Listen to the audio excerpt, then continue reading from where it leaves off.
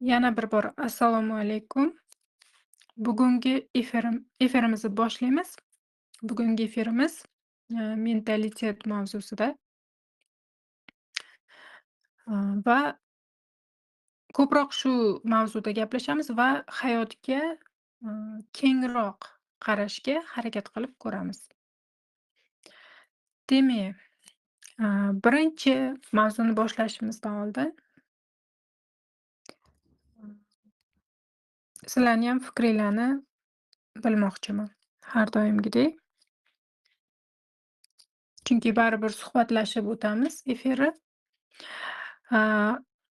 Mentalitet deganda o'zi nimani tushunasiz? Hech savol berib ko'rganmisiz? Mentalitet o'zi qanaqa so'z? Ma'nosi nima? Nima uchun mentalitet deyiladi?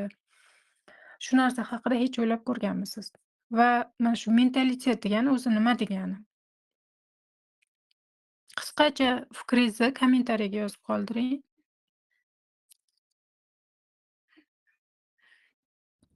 Zahroxon yozibdilar, urf-odat. Madinayam shu urf-odatlar deb yozibdilar. Aha. Qadriyat. Mhm.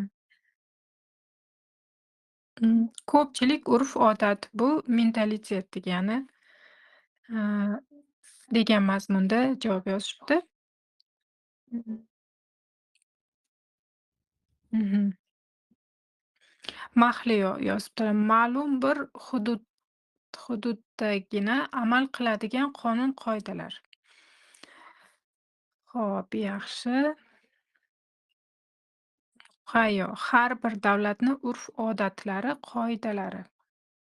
Malika Shakirova. Bitta millat o'zi uchun yaratib olgan qoidalar.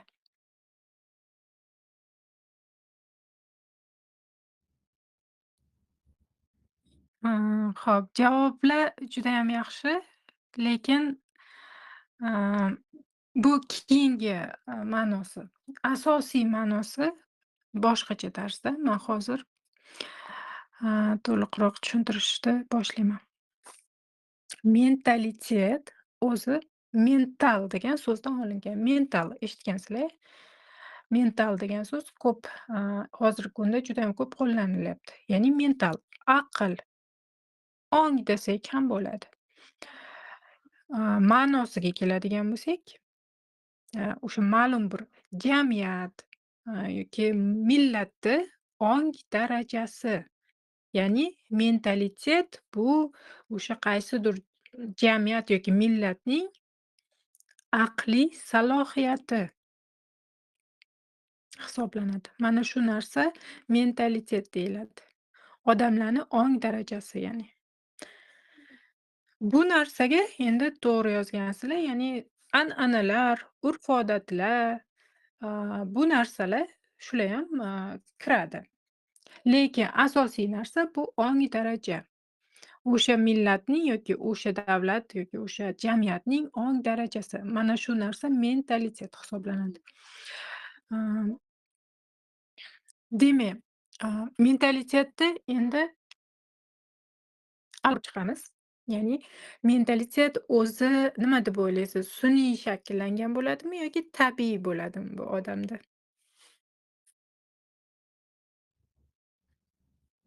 Ya'ni insonning ong darajasi. Javoblardan hozir man boshida aytgan gaplarimdan agar biz nima deydi, chuqurlashmasdan shunday yengil qarasak, bu narsa sun'iy shakllangan a, qonun-qoidalarligi shunday yaqqol bilinib turibdi.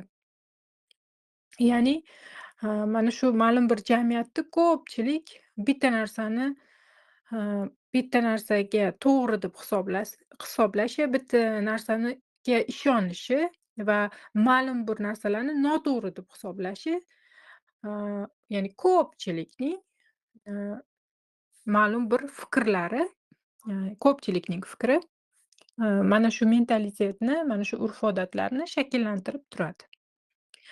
Qaysidir ma'noda yozilmagan qonun-qoidalar desak ham bo'ladi buni. yozilgan qonun-qoidalar chunki mana, bizani konstitutsiyamiz va ko'plab o'sha yozilgan qonun davlatimizdagi qonun-qoidalar yozilganlari, kitoblarda bori, o'sha amal qilinadiganlari bu, a, o'zbek, mentaliteti bo'yicha ishlab chiqilmagan. Bu, a, boshqa davlat, boshqa, a, qonun-qoidalar bo'yicha, a, yuritiladi. Lekin, bu yerda albatta bizani o'sha davlat xodimlarimiz, a, insoniylikka qo'shgan holatda, a, o'sha qoidalarga amal qilishga harakat qilishadi. Ya'ni, yozilgan qonun-qoidalar qaysidir vaqtlarda bizani mentalitetimizga to'g'ri kelmay qolishi mumkin. Yoki mentaliteti hisobga olib qonun chiqarish yoki qaror chiqarish, qonun debman uzr, qaror chiqarishga to'g'ri kelishi mumkin. Mana shunaqa paytlarda, a, insoniyligini unutmagan davlat xodimlari, a, oqilona va odilona qaror chiqara olishadi. Lekin butunlay o'sha kitobdagi yozilgan qoidaga butunlay, berilib ketgan insonlar bular robot bo'lib qoladi. Qalbi o'chib qoladi. Butunlay aql bilan agar yondoshadigan bo'lsa, bu har doim ham to'g'ri qaror bo'lib chiqmaydi. Misol uchun, a, oddiy narsa, mana больницаga kimdir ko'chada avariya bo'ldi, kimnidir olib bordi. Ko'rgansizlar, kulib, ko'rsatib chiqishgan buni yumor qilib, ya'ni больницада birinchi registratsiya qilinadi. Odam o'layotgan bo'lsa ham registratsiya, mayda-chuyda mana shu ishlari bor, qog'ozbozlik. Agar insoniylik, yo'qotgan bo'lsa, butunlay faqat o'sha mana shu yozilgan qoida bo'yicha harakatlansa, bu уже robotlashish va haqiqatdan ham, o'sha qonun-qoidaga birinchi amal qilib, keyin insoniylikni hisobga olish kerak bo'ladi. Lekin, davlat xodimlari shunaqa davlat xodimlari bor. Hm, ikkita tomonni ham hisobga olib, me'yorda insoniylik tomondan ham yondoshib, ham qonun-qoida bilan, ham insoniylik tomondan yondoshib qaror qabul qiladigan xodimlar ham ko'pchilik. Va bu narsa, insonlar uchun yaratilgan aslida. Hamma qonun-qoidalar, yozilgan, yozilmagan qonun-qoidalar ham insonlar uchun yaratilgan. Hozir buni gaplarimiz zerikarli tuyulayotgan bo'lishi mumkin, lekin bu narsa hozir, biz o'zbek mentalitetini alohida ko'rganimizda kerak bo'ladi. Hozir aytayotgan gaplarim nima uchunligi. Demak, a, ko'pchilik to'g'ri deb hisoblaydigan bir ma'lum bir haqiqatlar, ko'pchilik, qabul qilgan, a, bir qoidalar, yozilgan va yozilmagan qoidalar bu, o'sha davlatni yoki o'sha jamiyatni, mentaliteti hisoblanadi. Shu urf-odatlari bilan birgalikda. Va hamma davlatda har xil mentalitet bor. Hamma davlatni o'ziga xosligi bor. Har bir jamiyatni o'ziga xosligi bor, o'zini mentaliteti bor. Boyagi aytganimizdek, o'zini urf-odatlari, o'zini dunyoqarashi va ong darajasi mavjud. Mentalitet bu ong darajasi. Insonni ong darajasi baribir. Chunki yozilganidek siz amalga oshirish xohlasangiz, siz, insoniylikka qaysidir joyda o'chirishingizga to'g'ri keladi. Lekin siz, a, hamma tarafdan hisobga oladigan bo'lsangiz, siz, boshqacharoq ong bilan munosabat bildirasiz vaziyatlarga. Hop, endi misol uchun alohida bir qarab ko'ramiz. Mana, a, nimaga har bir davlatda ma'lum bir urf-odati bor deymiz a?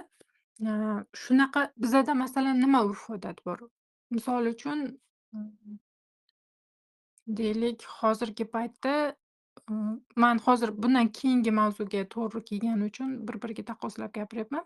Hammaga tegishli emas. Misol uchun jamiyatda ko'proq hozir hijobga kirishga undash bo'lyapti.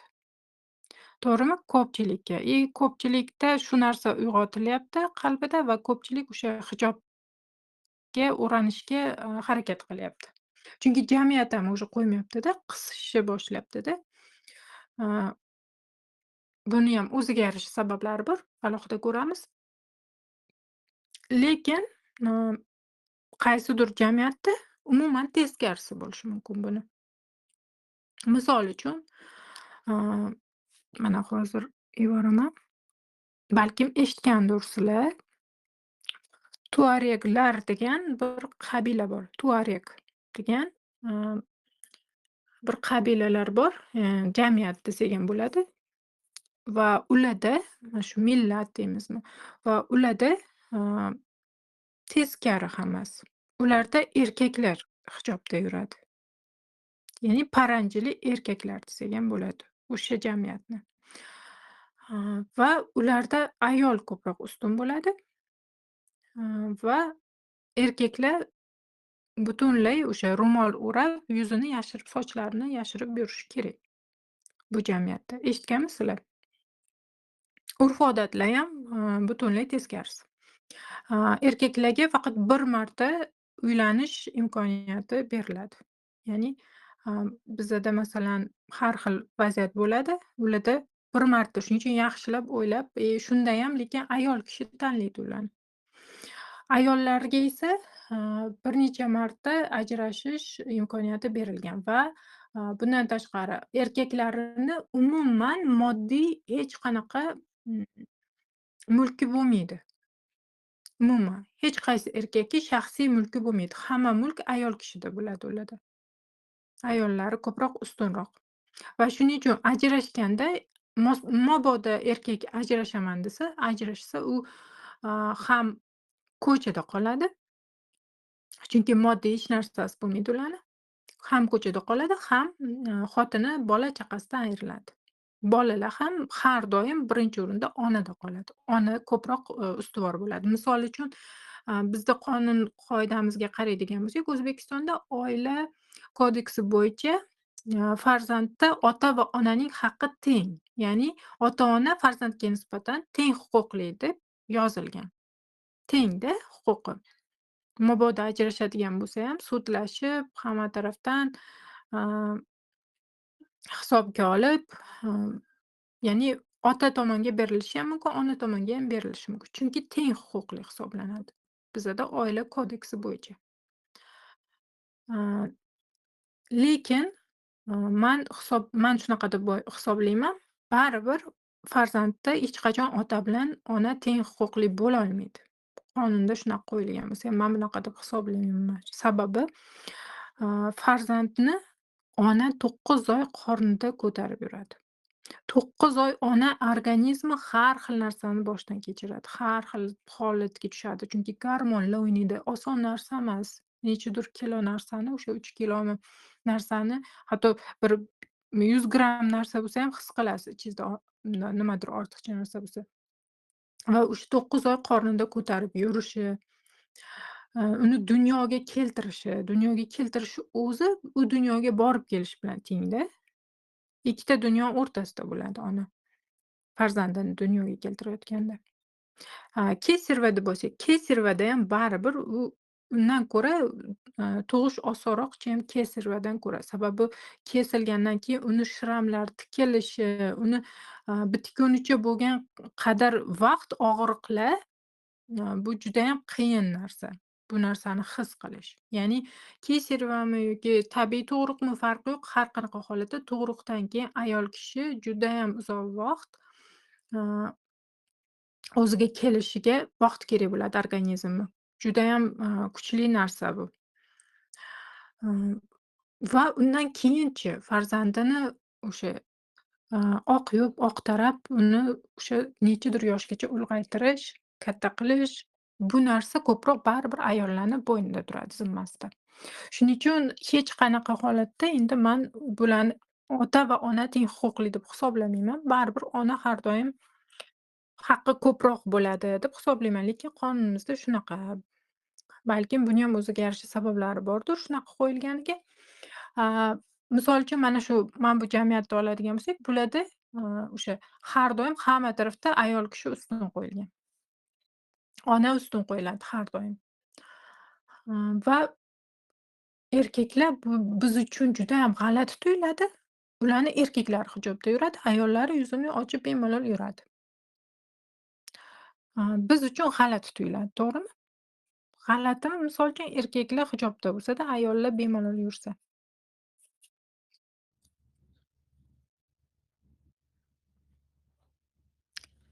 Endi eshitdim, birinchi marta deb yozibdilar.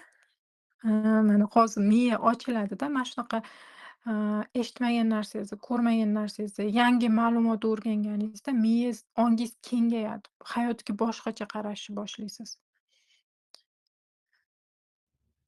Ishqilib bolalarni kim dunyoga keltirishda teskari bo'lmasa bo'ldi debdilar. Teskari bo'lsa erkakni organizmi ko'tarolmaydi. Ayol kishi, ayol kishi chidamliroq qilib yaratilgan. Erkak kishi tug'ruqqa ko'tarolmaydi organizmi. Shuning uchun ham ularga berilmagan. Yaratgan shunaqangi qilib yaratganki bizani. Erkaklar tug'ruqqa ko'tarolmaydi ularni organizmi.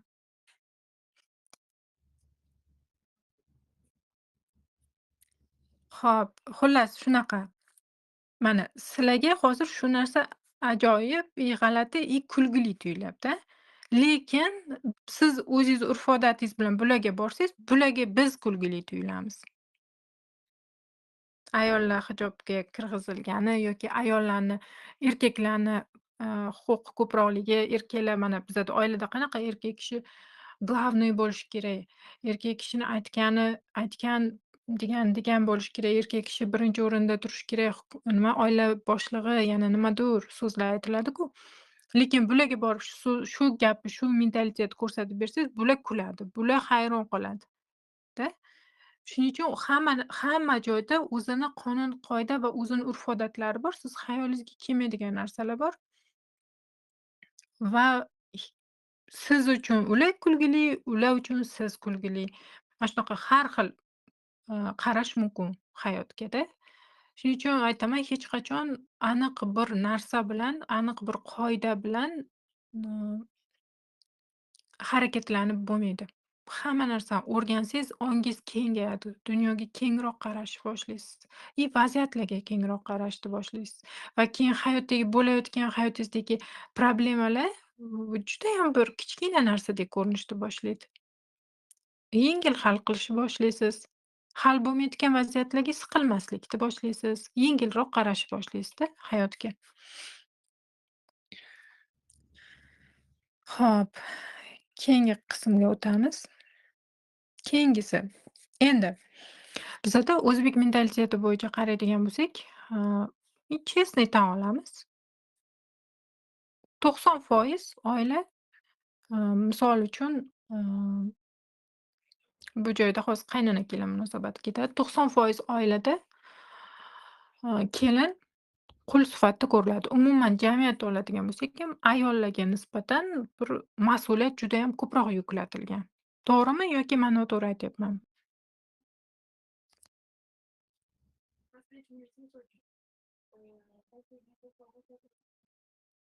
O'zi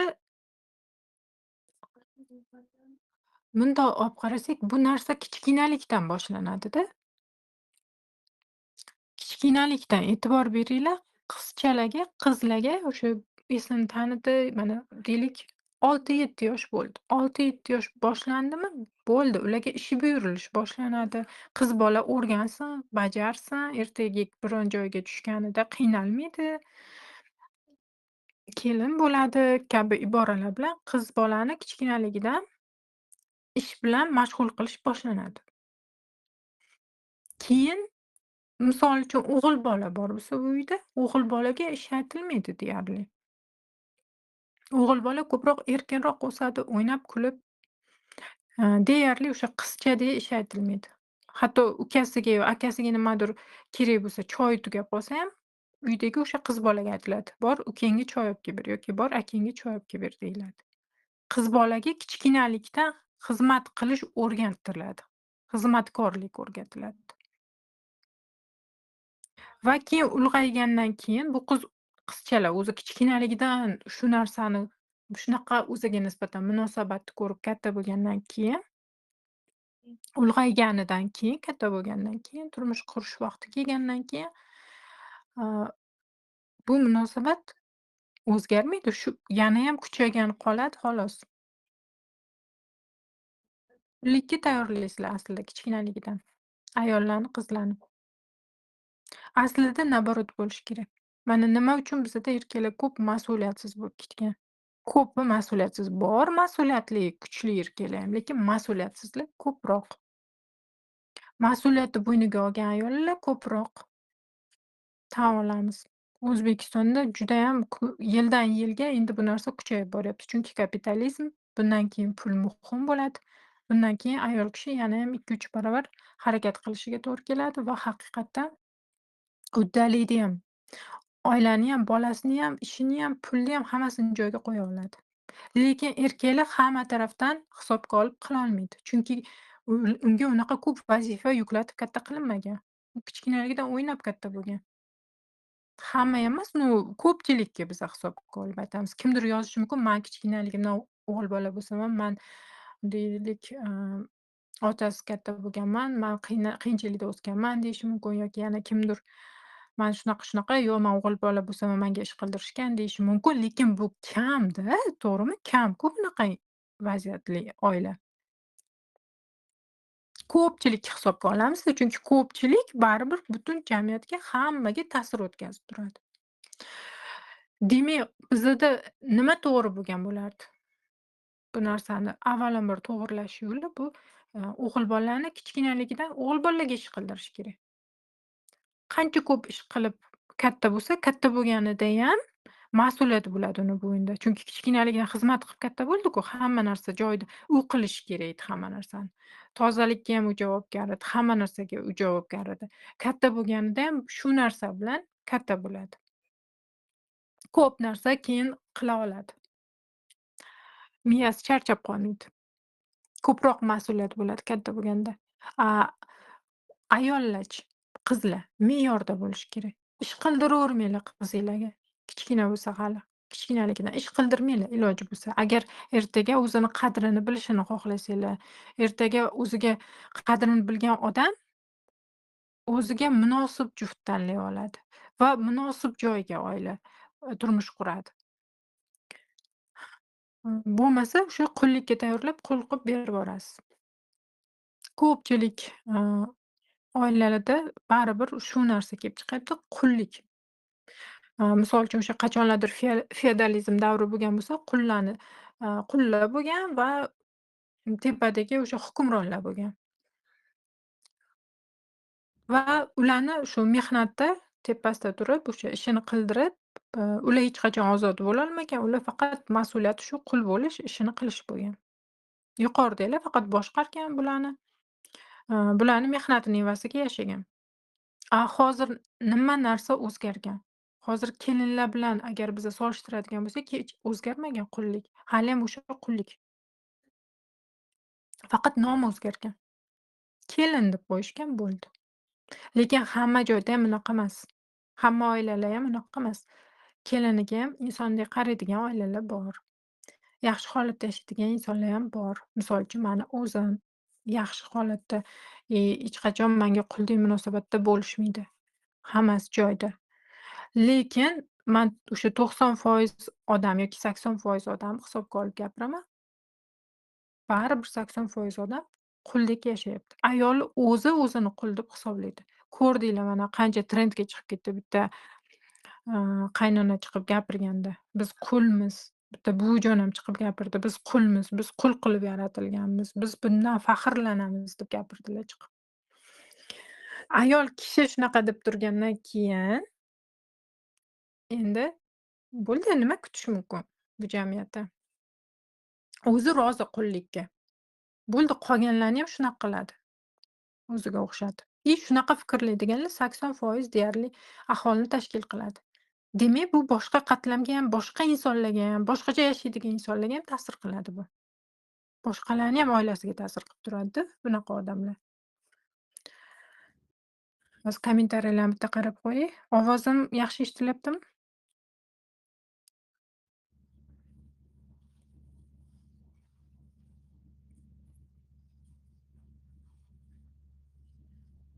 Dilfuza yozibdilar. "Manam o'g'limga uyda ish qildiraman. Man pilisos qilsam, polni artib chiqadi. Zo'r. Mana shunaqa qilish kerak." Vot mana hozir hammasi texnika bajaradi. Pilisos, kir, mashina bor debdilar, Kumushoy. Vot, unda nima problema? Qildirish kerak. Oson ekan-ku. Erkaklarga ham qildirish kerak. Bu yerda gap yengillikda ketmayapti. Bu yerda gap mas'uliyatni, oilani mas'uliyatini olish haqida ketyapti. Qancha yengil bo'lsa, bu qilmasligi, bu yengil-ku endi bu qiz bola qilsa ham bo'ladi degani emas. Mas'uliyati qancha ko'p, kichkinaligidan yuklab borsangiz, qancha ko'p ish qilsa, erkak kishi katta bo'lganda mas'uliyatliroq bo'ladi. Bo'ynida oilani mas'uliyati turadi. Kichkinaligidan hech narsa qildirmasangiz, "Ha, yengil pilisos bor-ku, qizim qilib turaversin" desangiz, bola o'ynab katta bo'ldimi? Katta bo'lgandan keyin bo'ldi. U oilani ham o'yinchoq qilib tashlaydi-da.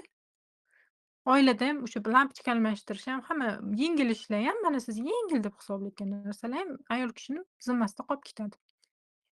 Vaholanki, oila mana hozir shu joyga yetib kelyapmiz o'zi. Oila o'zi nima degani? O'zi qanaqa bo'lishi kerak? To'g'ri oila qanaqa bo'lishi kerak o'zi? Shunga hozir yetib kelyapmiz. Hozir shuni alohida ko'rib chiqamiz. Mhm.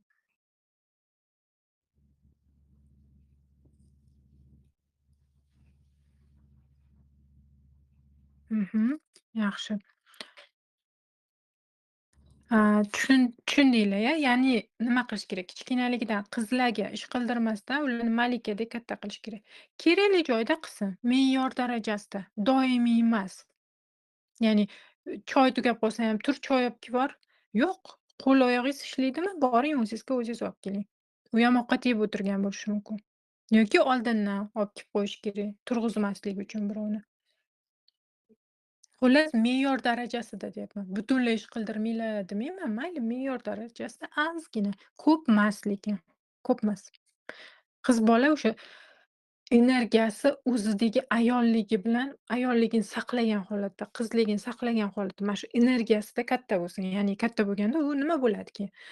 Har doim uni главный maqsadi,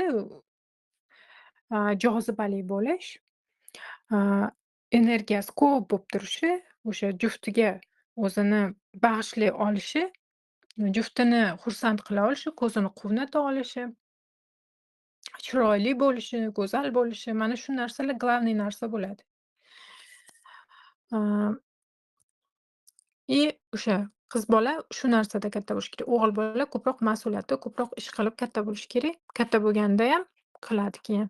Agar kichkinaligidan o'rgatilmasa, katta bo'lganda qilmaydi.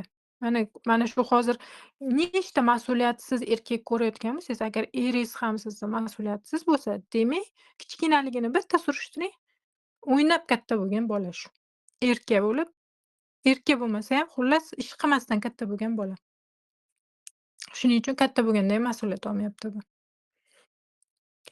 Bu narsani sekin-sekin, jamiyatda o'zgartirishimiz kerak deb hisoblayman. O'zi shundayam ayollar o'zini qadrini bilishni boshladi. Qullik davridan sekin-sekin chiqyapmiz. Lekin baribir, a a boyagi mentalitet bo'yicha qoladigan odamlar qolaveradi. Rivojlanganlar rivojlanaveradi. Chunki aytyapman, mentalitet ong bilan bog'liq. Odam ong darajasiga bog'liq bu. Agar odam ong darajasi, ayol xizmatkor, ayol ovqat qilishi kerak, kir yuvishi kerak, uy уборка qilishi kerak, hammani ko'nglini olishi kerak, ham pul ham topishi kerak. Hozir shu zadaniya ham qo'shilgan. Ham pul topish kerak, ham ro'zg'or qilish kerak, ham bola qarash kerak, bolasini katta qilish kerak degan talablar bilan, mm, yashalayotgan bo'lsa, bu rivojlanmay qolgan, ong darajadagi insonlar hisoblanadi. Ongi rivojlanmay qolgan bu insonlar, qolib ketgan bitta qolipda. Va bu qolip, bu baribir bir kun kelib, buziladi. Umrini oxirigacha shunaqa o'tolmaydi hech kim baribir. Chunki evolyutsiya yildan yilga har xil o'zgarishlar kirib kelyapti.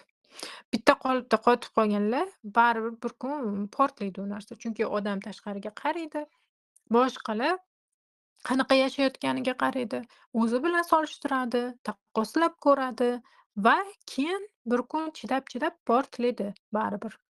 Shuning uchun eskilik sarqitidan, chiqish kerak yoki o'sha bir kun o'sha oilasi barbod bo'lib buzilib ketishini kutishdan boshqa ilojisi yo'q ularni. Agar ongini rivojlantirishni xohlamasa insonlar. Ongi rivojlangan insonlar tabiiyki insoniylikda birinchi o'ringa qo'ygan insonlar hisoblanadi. Ya'ni qonun, mana endi shu joyini bir ko'rib chiqamiz. Qonun, qoida nima uchun yaratiladi o'zi? Yozilgan yozilmagan ham farqi yo'q. Mana shu urf-odat, qonun-qoidalar o'zi nima uchun yaratiladi? Odamlarni qulayligi uchun, hammaga qulay bo'lishi uchun, bitta odamga emasda, hammaga qulay bo'lishi uchun. Demak, oilani biz olib qaraydigan bo'lsak, oilada hop, umumiy qarasak, o'sha mana problemli oilalarda 80% holatda hammaga qonun to'g'ri kelyapti qoidalar. Ya'ni qaynonaga ham to'g'ri keladi, qaynotaga ham deylik, turmush o'rtog'iga ham, shu erkakka ham, ovsini bormi ili deylik, ovsini debman, qayni qaynuka, qaynaka, xullas shunaqa. Ular hammasiga to'g'ri keladi, lekin kelinga to'g'ri kelmaydi qoidalar. Chunki faqat unga yuklatilgan bo'ladi. Bitta odamga yuklatilgan bo'lsa, agar hammaga to'g'ri kelyapti, lekin bitta odamni hisobiga, bo'layotgan bo'lsa, yashayotgan bo'lsa va bitta odamga to'g'ri kelmayotgan bo'lsa, ishlamayotgan bo'lsa unga, ııı, demak, bu to'g'ri qonun-qoida emas. Chunki qonun-qoida har doim o'sha jamiyatga to'g'ri kelishi kerak. Oila bu bitta jamiyatda, bitta davlat hisoblanadi. Davlat ichidagi bitta kichkina, davlatchada oila. Va oiladagi har bir narsa hammaga to'g'ri kelishi kerak. Qoidalar, qonunlar hammasi hammani hisobga olib tuzilishi kerak.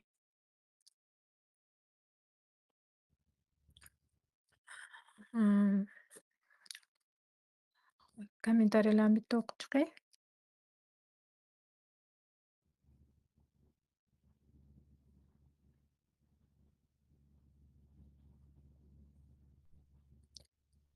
Windmilk yozibdilar. Tizim xatosiz ishlashi uchun.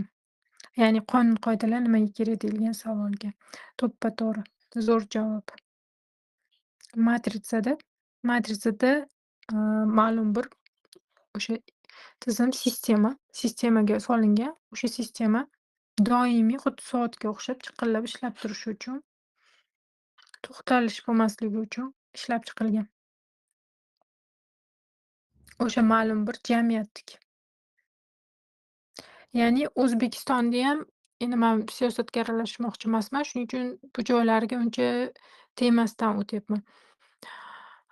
O'zbekiston boshqa davlatni darajalari bilan ong darajalari va ma'lum bir, э, davlatni o'zini darajalari bilan hisoblaydigan bo'lsak, baribir, pastroq qatlamga kiradi. Ko'proq, рабочий zona desak ham bo'ladi O'zbekistonda. Shuning uchun ham, э, bu joydagi tizim faqat shu jamiyatga, shu yerdagi odamlar uchun ishlab chiqilgan. Boshqa joyga to'g'ri kelmaydi.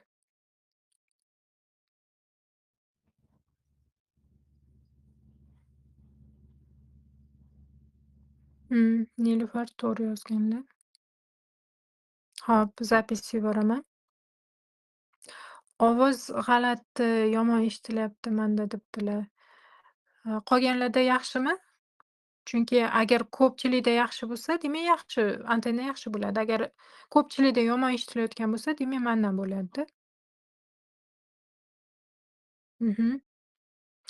A, mana hamma yaxshi deb yozdi. Demak, kimda agar yaxshi eshitilmayotgan bo'lsa, internet, o'zingizda yaxshi ishlamayotgan bo'lishi mumkin yoki antennangiz yaxshi chiqmayotgan bo'lishi mumkin.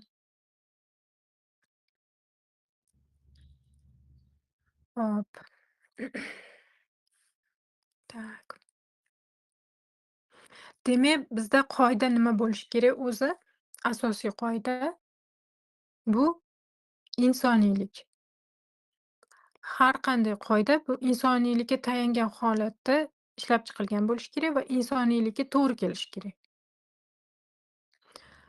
Misol uchun insoniylikka to'g'ri kelmaydigan qoidalar nimalar?